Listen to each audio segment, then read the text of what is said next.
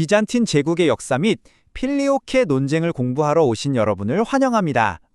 오늘은 기독교 역사에서 정말 중요한 전환점이었던 대분열에 대해 이야기해 보려고 합니다. 흔히 1054년에 교회가 딱 갈라졌다고 생각하기 쉬운데요. 사실 이건 하루아침에 일어난 사건이 절대 아니에요. 수백 년에 걸쳐서 아주 서서히 그리고 복잡하게 진행된 거대한 분리의 과정이었습니다. 자, 그럼 이 흥미진진한 이야기 속으로 함께 들어가 보실까요? 이야기는 동로마 제국, 우리가 흔히 비잔틴 제국이라고 부르는 곳에서 시작됩니다. 5세기에 서로마 제국이 게르만족의 침입으로 무너졌잖아요. 그 후에도 동로마 제국은 무려 1000년이나 더 역사를 이어갔습니다. 이들은 스스로를 그냥 로마인이라고 불렀고요. 자신들이야말로 기독교 신앙으로 완성된 고대 로마의 진정한 후계자라고 굳게 믿었습니다. 그러니까 상황이 어땠냐면 서방은 여러 게르만 왕국으로 쪼개져서 혼란스러운 시기를 보내고 있었고요. 반면에 동방은 콘스탄티노플을 중심으로 안정적인 문명과 정치체제를 유지하면서 번영하고 있었죠. 분명 같은 하나님을 믿고 있었는데도 동방과 서방 사이의 문화적, 정치적 격차는 시간이 갈수록 점점 더 벌어지고 있었던 겁니다. 이 표를 보시면 그 차이가 정말 한눈에 들어오죠. 우선 언어부터가 달랐습니다. 동방은 그리스어를, 서방은 라틴어를 썼어요. 신학을 대하는 태도도 달랐는데요. 동방은 좀 더 철학적이고 신비적인 탐구를 중요하게 생각한 반면 서방은 로마법의 영향 때문인지 법률적이고 체계적인 걸 강조했죠. 이렇게 정치, 문화, 언어 모든 면에서 이미 두 세계는 너무나 다른 길을 가고 있었던 겁니다. 공식적인 분열이 일어나기 훨씬 전부터 말이죠. 이렇게 서서히 벌어지던 두 세계 사이에서 처음으로 터져나온 아주 큰 집안 싸움이 바로 이 성상 논쟁이었습니다. 이 사건은 동방과 서방 사이에 이미 존재하던 보이지 않는 균열을 모두가 볼 수 있게 수면 위로 드러냈죠. 당시 황제였던 레오 3세는 자신이 이 이미지 숭배라는 죄악에서 제국을 구원해야 한다는 어떤 신성한 사명을 받았다고 확신했어요. 그래서 콘스탄티노플 궁전 정문에 있던 거대한 그리스도 성상부터 철거하라고 명령했죠. 이게 바로 제국 전체를 뒤흔들었던 무려 120년에 걸친 기나긴 논쟁의 시작이었습니다. 이게 바로 성상을 지켜야 한다고 주장했던 쪽의 핵심 논리였습니다. 신학자였던 다마스커스의 요한이 한 말인데요. 보이지 않는 하나님이 예수 그리스도를 통해 직접 눈에 보이는 인간의 몸을 입으셨다는 성육신 사건 때문에 이제 신적인 것을 그림으로 표현하는 것에 대한 규칙이 바뀌었다는 거예요. 즉, 그리스도의 모습을 그리는 건 그분이 진짜 인간이셨다는 걸 인정하는 행위라는 거죠.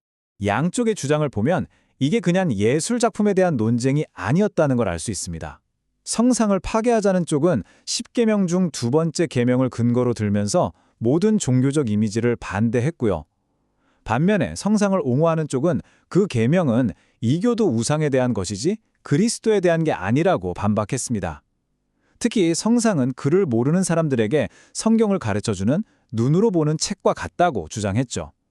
결국 이 논쟁은 그리스도가 과연 어떤 존재인가에 대한 아주 깊은 신학적 논쟁이었던 셈입니다.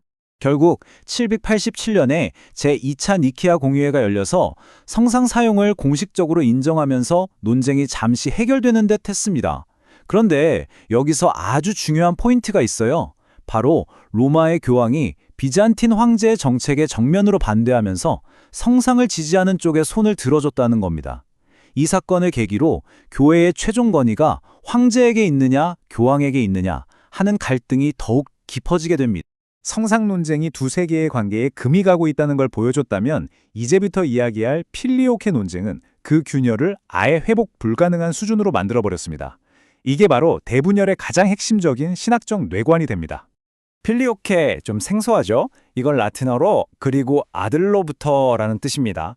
원래 초대교회부터 내려오던 신앙 고백문인 니케아 신경에는 성령이 성부로부터 나오신다라고 되어 있었거든요. 그런데 어느 순간부터 서방교회에서 여기에 그리고 아들로부터라는 구절을 추가해서 사용하기 시작한 겁니다. 정말 사소한 단어 하나 차이 같지만 이 변화는 삼위일체 하나님에 대한 동방과 서방의 근본적인 이해 차이를 드러내는 엄청난 사건이었습니다. 이 변화에 가장 격렬하게 반발했던 인물이 바로 당시 콘스탄티노플 총대주교였던 포티우스입니다. 포티우스는 서방교회가 어떻게 동방교회와 한마디 상의도 없이 모든 교회가 함께 고백하는 신조를 마음대로 바꿀 수 있냐며 이건 용납할 수 없는 월권행위라고 비판했습니다. 또한 신학적으로도 삼위일체의 신비를 왜곡하는 아주 심각한 오류, 즉 이단이라고 맹렬히 비난했죠. 이 표가 두 관점의 핵심 차이를 잘 보여주는데요. 왼쪽의 동방교회를 보세요. 성령은 오직 성부에게서만 나온다고 되어 있죠. 성부 하나님만이 신성의 유일한 근원이라고 봤기 때문입니다. 반면에 오른쪽의 서방교회는 성령이 성부와 성자에게서 나온다고 봤습니다. 성부와 성자가 완전히 동등하다는 걸 강조하고 싶었던 거죠. 하지만 동방의 입장에서 볼 때 이건 신성의 근원을 둘로 만들어버리는 아주 위험한 이단적 가르침이었던 겁니다. 이렇게 수백 년 동안 쌓여온 갈등과 오해는 마침내 1054년 하나의 극적인 사건을 통해 폭발하고 맙니다. 바로 돌이킬 수 없는 분열의 순간이 온 거죠.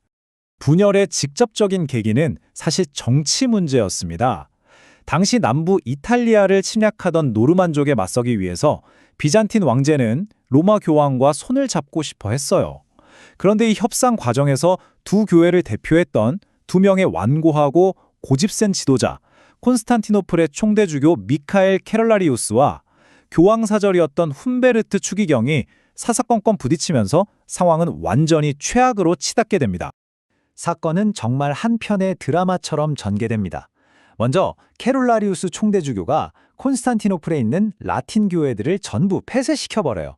이에 격분한 훈베르트 추기경이 1054년 7월 16일 예배가 한창 진행 중이던 하기야 소피아 대성당에 성큼성큼 걸어들어가 제단 위에 총대주교를 파문한다는 교서를 휙 던져놓고 나와버립니다. 며칠 뒤 케룰라리우스 총대주교도 가만히 있지 않았죠. 즉시 종교회의를 열어서 훈베르트 일행을 똑같이 파문해버립니다. 결국 두 교회가 서로를 파문하는 돌아올 수 없는 강을 건너게 된 겁니다. 1000년 가까이 이어진 이 분열은 오늘날 기독교 세계에 여전히 깊은 상처와 유산으로 남아 있습니다.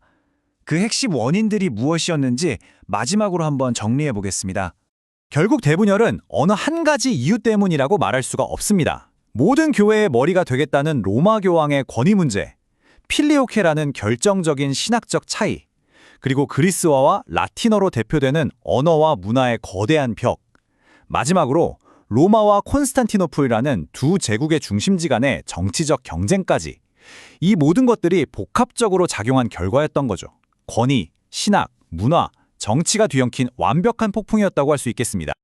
흥미롭게도 1965년에 로마 카톨릭과 동방 정교회는 1054년에 있었던 상호 파문을 공식적으로 철회했습니다. 관계 회복을 위한 큰 걸음을 내디딘 거죠. 하지만 여전히 신학적, 문화적 차이는 깊게 남아 있습니다. 과연 1000년이 넘게 이어진 이 깊은 분열이 언젠가 진정으로 치유될 수 있을까요? 이 질문은 오늘날 우리 모두에게 남겨진 숙제가 아닐까 싶습니다.